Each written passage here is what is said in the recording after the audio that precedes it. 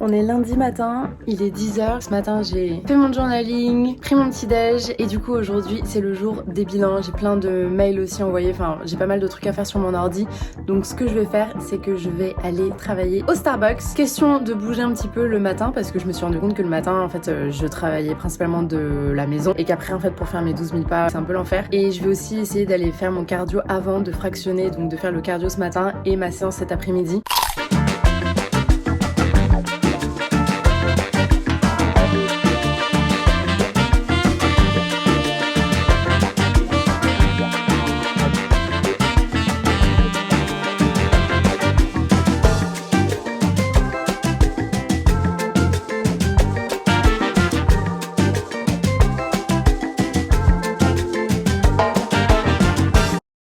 Et surtout, j'ai décidé de décaler ma séance de sport parce qu'à chaque fois, je m'entraîne aux alentours de 13-14 heures.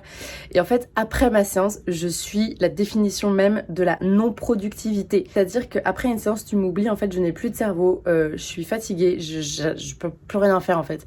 Donc c'est comme si ma journée s'arrêtait après ma séance, ce qui n'est pas ouf pour la productivité. Donc j'ai décidé de décaler un petit peu ma séance un petit peu plus tard pour essayer de faire le maximum de choses possibles avant. Let's go au Starbucks.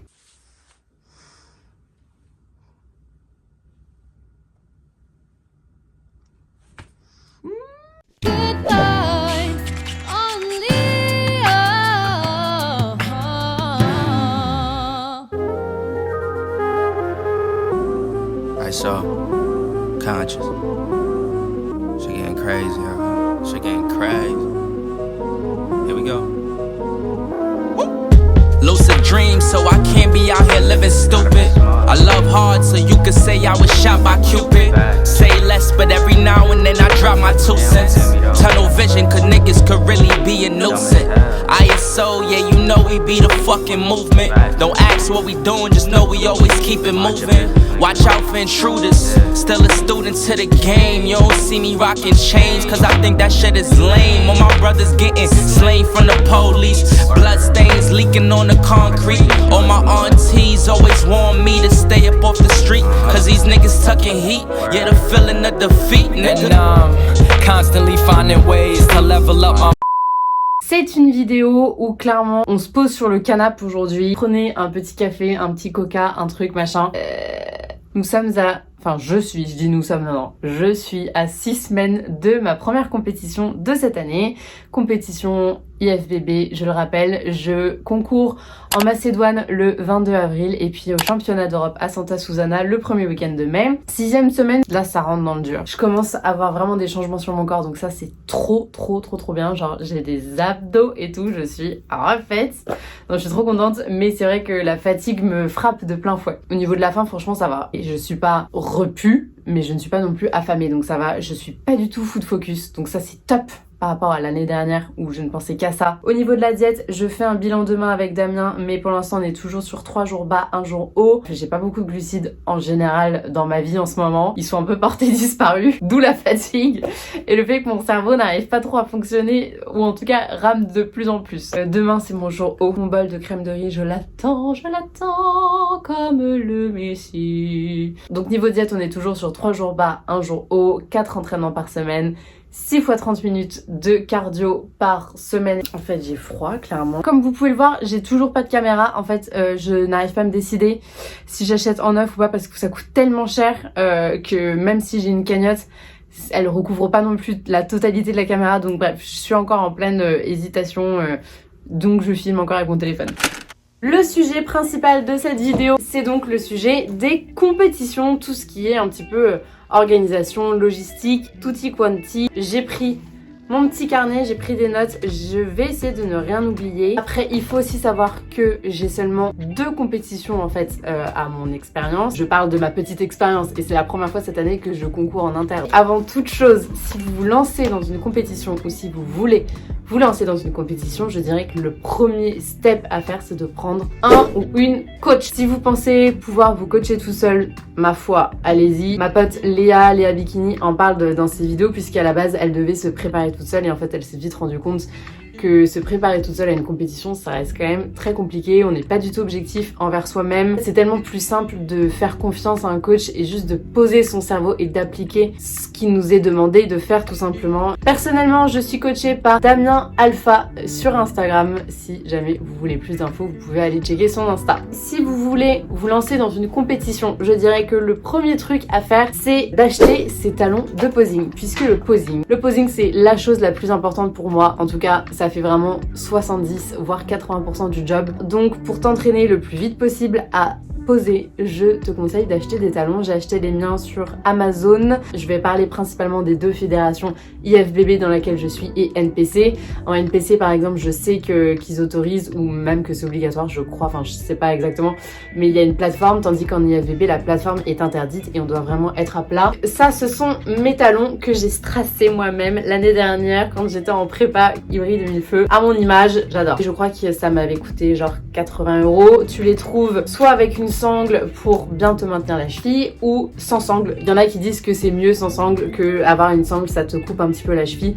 Après j'avoue que vu qu'elle est transparente et sachant que quand je suis sur scène je suis déjà assez stressée, donc j'aime bien être bien maintenue dans mes chaussures. Une fois que tu as tes talons, il faut que tu prennes des cours de posing. J'ai pris des cours avant même de commencer à poser puisque je me suis dit, sachant que je ne sais pas poser, j'ai pas envie d'apprendre n'importe quoi, n'importe comment, donc je vais directement prendre des cours avec une prof. Je vais pouvoir bosser sur une bonne base tout simplement. Donc j'ai pris des cours avec Jade mais aussi avec Alison Testu et pour le mois de mars je vais reprendre des cours avec Alison dès vendredi prochain. Ensuite, il est temps de s'attaquer au bikini. Pour le bikini, une fois de plus, je vais parler d'IFBB et NPC. Ce sont deux coupes différentes. NPC, on est sur un triangle, tandis que IFBB, on est sur une coupe ronde comme celle-ci. Regardez-moi cette beauté.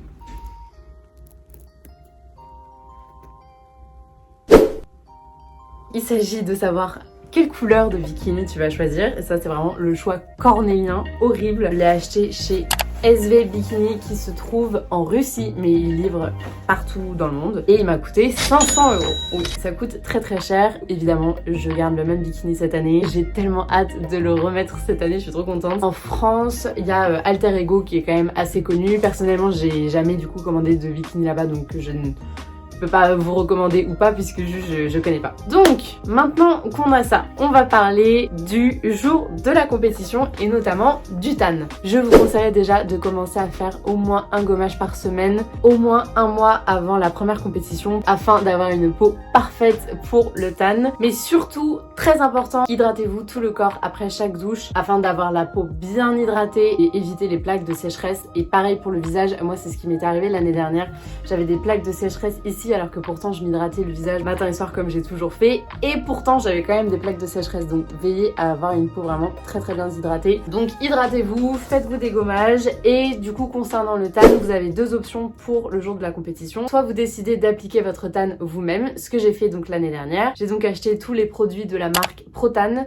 Généralement ils vendent ça carrément dans un pack, ils te vendent le gommage, l'huile que tu appliques juste avant de remonter sur scène, la pré-couche, donc c'est la couche que tu mets la veille de la compétition et le jour de la compétition t'as encore du tan à mettre et ça c'est vraiment genre le top coat on va dire. Et si vous voulez savoir vraiment comment ça s'est passé, je vous invite à regarder mes vidéos show day, j'en ai deux et ainsi vous pourrez voir comment ça se passe. Ou tu as l'option tan cabine, ce que je vais faire donc cette année, je vais booker le tan cabine. Du coup pour le tan cabine je peux pas vraiment vous expliquer comment ça se passe puisque je n'ai jamais fait et je vais le faire pour la première fois cette année. Mais si vous n'avez pas envie de vous prendre la tête, en gros bookez le tan cabine. Pour ce qui est du maquillage, une fois de plus vous avez deux options, soit vous le faites vous-même, pareil ce que j'ai décidé de faire l'année dernière. Donc l'année passée j'ai été chez NYX, je vais vous mettre des petites photos maintenant. L'avantage de ça c'est qu'évidemment c'est quand même grave moins cher que si tu bookes une make-up artiste, mais il faut quand même savoir se maquiller. Alors j'ai de la chance puisque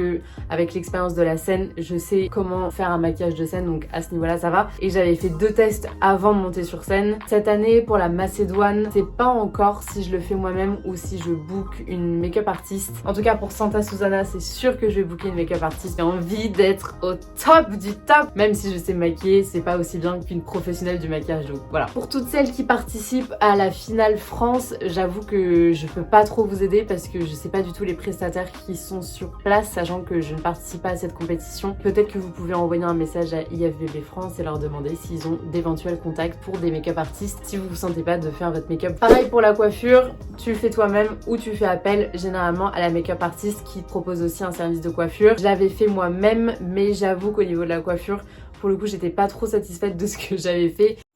What's in my bag on a show day? Cette liste, je l'ai trouvée sur la chaîne de Naomi Fitness. J'ai simplement recopié la liste et je l'ai un petit peu adaptée. Et voilà, ce n'est pas moi qui suis à l'origine de cette liste. Je tiens à mettre les points sur les i. J'ai fait ma petite liste qui a bien servi, pareil, aux filles l'année dernière.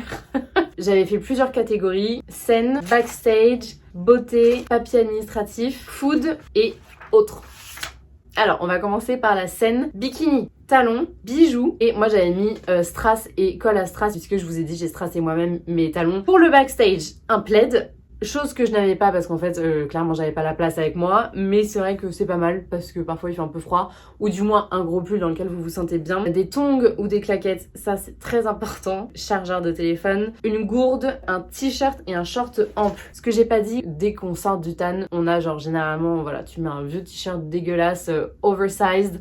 Et pareil, un jogging assez ample. Et donc ce que j'avais fait l'année dernière, c'est que j'étais arrivée en backstage. Donc j'étais tannée, j'avais déjà mon bikini et je m'étais juste habillée en tongs, jogging et gros t-shirt assez ample. Mais une fois de plus, vous voyez tout ça dans mes vidéos de show day. Élastique pour le pump, un cadenas. On ne sait jamais. Franchement, on ne sait jamais. Je m'en suis pas servi l'année dernière, mais you never know. Un miroir. Très important le miroir. Hey, mise en abîme. Un petit coussin ainsi qu'un tapis de yoga. Ça pareil, ce sont des choses que je n'avais pas. Le tapis de yoga, je crois que j'avais réussi à en gratter un parce que j'en ai pas en fait. J'ai pas de tapis de yoga. J'ai jamais acheté de tapis de yoga. Je me suis toujours dit que c'est un truc qui prenait de la place et que j'allais jamais utiliser, mais en fait c'est faux. Je l'utiliserai très probablement. Un pipi debout. C'est un petit accessoire qui permet de faire pipi sans mettre de gouttes à côté ou de petites gouttes qui coulent le long de vos jambes et qui pourraient foirer le tan. Pour tout ce qui est beauté, make-up, sèche-cheveux, Dyson, lisseur, boucleur, enfin bref, tout ce que vous avez utilisé pour faire vos cheveux si vous les avez fait vous-même.